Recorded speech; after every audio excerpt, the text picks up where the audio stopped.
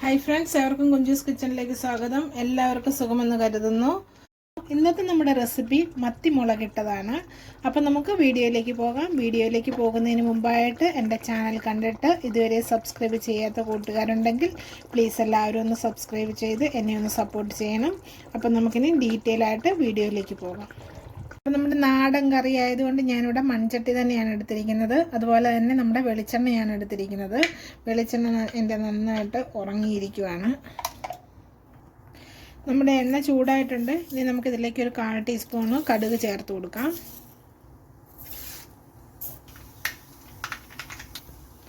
ഇനി നമ്മൾ എടുത്തിരിക്കുന്ന ഒരു ചെറിയ കഷ്ണം ഇഞ്ചി, ഒരു 4 അല്ലി വെളുത്തുള്ളി എടുത്തിട്ടുണ്ട്. വലിയ വെളുത്തുള്ളി ആയിരുന്നു. അതിന് നമുക്കിതിലേക്ക് ചേർത്ത് കൊടുക്കാം. നമ്മളിങ്ങനെ ചതച്ചാണ് എടുത്തിരിക്കുന്നത്. ചതച്ചെടുത്ത് കഴിയുമ്പോഴത്തേനും നല്ലൊരു ടേസ്റ്റാണ്.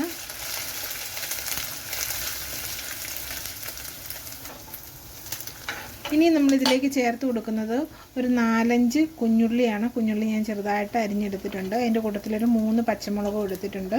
എരിവിനനുസരിച്ച് നിങ്ങൾക്ക് പച്ചമുളക് ചേർത്ത് കൊടുക്കാവുന്നതാണ്. എരിവ് കൂടുതൽ വേണ്ടവർക്ക് കൂടുതൽ മുളക് ചേർക്കാം. ഈ കൂട്ടത്തിൽ തന്നെ ഞാനൊരു 2-3 തണ്ട് കറിവേപ്പില എടുത്തിട്ടുണ്ട്.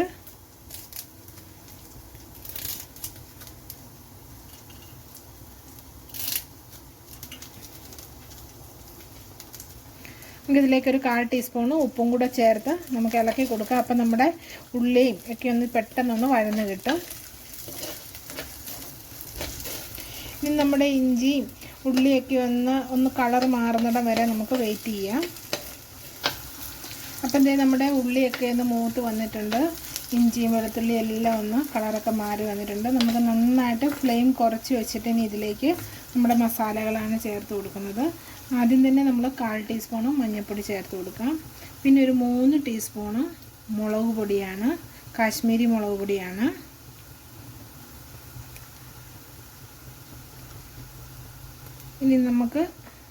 ഇനി നമ്മളിതിലേക്ക് ചേർത്ത് കൊടുക്കുന്ന ഒരു 1/4 ടീസ്പൂണ് ഉലുവ പൊടിച്ചതാണ്. മുഴുവൻ ഉലുവയാണെന്നുണ്ടെങ്കിൽ നിങ്ങൾ കടുക് പൊട്ടിക്കുന്ന ആ സമയത്ത് തന്നെ നിങ്ങൾക്ക് ചേർത്ത് കൊടുക്കാവുന്നതാണ്. ഇനി നമുക്ക് ഈ പൊടികളുടെയൊക്കെ പച്ചമണം മാറുന്നിടം വരെ നമുക്കൊന്ന് ഇളക്കി കൊടുക്കാം. നമ്മൾ ഫ്ലെയിം ഏറ്റവും കുറച്ച് വേണം വെക്കാനായിട്ട്. അല്ലെന്നുണ്ടെങ്കിൽ നമ്മുടെ ചട്ടിയുടെ ചൂടിൽ തന്നെ നമുക്കത് റെഡിയായി കിട്ടും. നമുക്ക് ഫ്ലെയിം ഓഫ് ചെയ്യാവുന്നതാണ്. അപ്പോൾ ഇച്ചിരി ടൈം എടുക്കുമെന്നേ ഉള്ളൂ. അപ്പം തന്നെ നമ്മുടെ മസാലയുടെ പച്ചമണമൊക്കെ മാറിയിട്ടുണ്ട്. മുളകൊക്കെ നന്നായിട്ട് മൂത്തിട്ടുണ്ട്. നല്ലൊരു കളറൊക്കെ ആയിട്ടുണ്ട്. ഈ കളറൊക്കെ ആകുന്ന സമയത്ത് കരിഞ്ഞു പോവല്ല. കരിഞ്ഞു പോകുന്നതിന് മുമ്പായിട്ട് നമുക്കിതിലേക്ക് ചേർത്ത് കൊടുക്കേണ്ട പുളിവെള്ളമാണ്. ഞാനിവിടെ കുടംപുളിയാണ് എടുത്തിരിക്കുന്നത്. ഒരു വലിപ്പമുള്ള 2 കുടംപുളിയാണ് എടുത്തിരിക്കുന്നത്. ഒന്ന് ഞാൻ കീറിയിട്ടിട്ടുണ്ട്, ഒന്ന് ഞാൻ ഇങ്ങനെ ഇട്ടിട്ടുണ്ട്. ഇനി നിങ്ങളുടെ കയ്യിൽ കുടംപുളി ഇല്ലയെന്നുണ്ടെങ്കിൽ ചിലരൊക്കെ വാളംപുളി എടുത്തും ചെയ്യാറുണ്ട്. വാളംപുളി ആണെന്നുണ്ടെങ്കിൽ ഒരു നെല്ലിക്കയുടെ വലിപ്പത്തിൽ എടുത്തിട്ട് വേണം ചേർത്ത് കൊടുക്കാനായിട്ട്. അപ്പോൾ നമുക്കിനി ഈ പുളി വെള്ളത്തോടു കൂടി നമുക്കിതിലേക്ക് പുളി ചേർത്ത് കൊടുക്കാം. ഇനി നമുക്കിതിലേക്ക് കുറച്ച് വെള്ളം കൂടി ചേർത്ത് കൊടുക്കാം.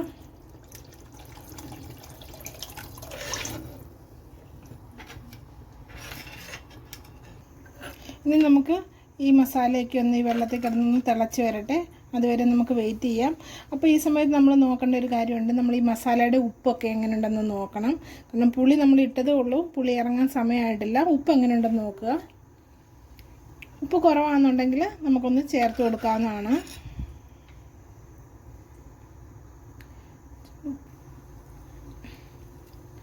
അപ്പോൾ എൻ്റെ മസാലയ്ക്ക് ഒരു ലേശം ഉപ്പിൻ്റെ കുറവുണ്ട്. ഞാനൊരു 1/4 ടീസ്പൂൺ കൂടി ചേർത്ത് കൊടുക്കുവാണ്.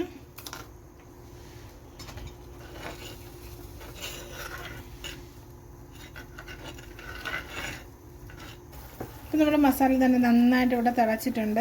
ഇനി നമ്മളിതിലേക്ക് ചേർത്ത് കൊടുക്കുന്ന കഴുകി വെച്ചിരിക്കുന്ന മത്തിയാണ്.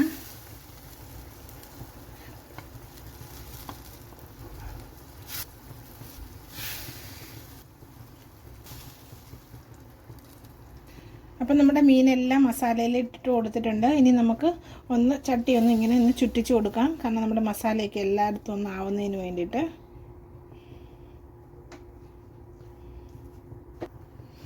അപ്പം നമ്മൾ മീനെല്ലാം ഇട്ട് കൊടുത്ത് ഒന്ന് ചുറ്റിച്ചൊക്കെ വെച്ചിട്ടുണ്ട്. മീഡിയം ഫ്ലെയിമിൽ നമുക്കൊരു 10 മിനിറ്റ് വേവിക്കണം. ഒരു 8 മുതൽ 10 മിനിറ്റിനുള്ളിൽ നമ്മുടെ മത്തി വെന്ത് കിട്ടാറുണ്ട്. അപ്പോൾ നമുക്ക് അടച്ച് വെച്ച് മീഡിയം ഫ്ലെയിമിലൊന്ന് വേവിക്കാം 10 മിനിറ്റ്. അതിനോടിടയ്ക്ക് ഒരു 5 മിനിറ്റൊക്കെ ആകുമ്പോൾ നമുക്കൊന്ന് തുറന്ന് നോക്കണം. തുറന്ന് നോക്കി ഒന്ന് ചുറ്റിച്ച് കൊടുക്കണം. ഇപ്പം നമ്മുടെ മീൻ ഇവിടെ ഒരു 5 മിനിറ്റ് ആയിട്ടുണ്ട്. നമുക്കൊന്ന് തുറക്കാം. ഇനി നമ്മൾ ഈ മീനിൽ സ്പൂൺ ഇട്ട് ഇളക്കാറില്ല. നമ്മൾ ഇങ്ങനെ 2 തടത്തുണി പിടിച്ച് നമ്മളിങ്ങനെ ഇളക്കി കൊടുക്കുകയുള്ളൂ. അല്ലാന്നുണ്ടെങ്കിൽ നമ്മുടെ മീൻ പൊടിഞ്ഞു പോകും.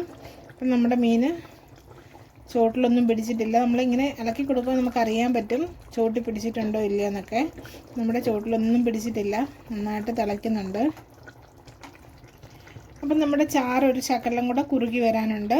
നമുക്ക് തുറന്ന് വെച്ചൊരു 3 മിനിറ്റ് കൂടി നമുക്ക് വേവിക്കാം. അപ്പം നമ്മുടെ മീൻകറിയിൽ എണ്ണയൊക്കെ നന്നായിട്ട് മേളിൽ തെളിഞ്ഞ് വന്നിട്ടുണ്ട്. നമ്മുടെ മത്തിയൊക്കെ വെന്തിട്ടുണ്ട്. അപ്പം നമ്മൾ ഇതിലേക്ക് അവസാന സ്റ്റെപ്പായിട്ട് നമ്മൾ 1 ടീസ്പൂണ് വെളിച്ചെണ്ണ ചേർത്ത് കൊടുക്കുകയാണ്. അതിനുശേഷം നമ്മളിതിലേക്ക് ഒരു 2 തണ്ട് കറിവേപ്പില കൂടി ചേർത്ത് കൊടുക്കുകയാണ്. എന്നിട്ട് നമ്മുടെ ഫ്ലെയിം ഓഫ് ചെയ്യണം. ഈ രീതിയിൽ നമ്മൾ ഫ്ലെയിം ഓഫ് ചെയ്ത് വെച്ചതിന് ശേഷം ഒരു 2 മണിക്കൂർ കഴിഞ്ഞിട്ട് നമ്മളിത് സെർവ് ചെയ്യാവുള്ളൂ. അറ്റ്ലീസ്റ്റ് നമ്മുടെ മീൻകറി ഒന്ന് തണുക്കണം. അപ്പോഴാണ് നമ്മുടെ മീൻകറിക്ക് നല്ല ടേസ്റ്റ് ആവുന്നത്. അപ്പം നമ്മുടെ മീൻകറിയൊക്കെ ഒന്ന് തണുത്തിട്ടുണ്ട്. നമുക്ക് തുറന്ന് നോക്കാം. നമ്മുടെ മീൻകറിയൊക്കെ ഒന്ന് സെറ്റായിട്ടുണ്ട്. അപ്പം നിങ്ങളെല്ലാവരും ഈ രീതിയിൽ ഒക്കെ മീൻകറി ഒന്ന് വെച്ച് നോക്കണം. നല്ല ടേസ്റ്റാണ്. ഇനിയും പുതിയൊരു റെസിപ്പി ആയിട്ട് വരുന്നിടം വരെ എല്ലാവർക്കും നന്ദി.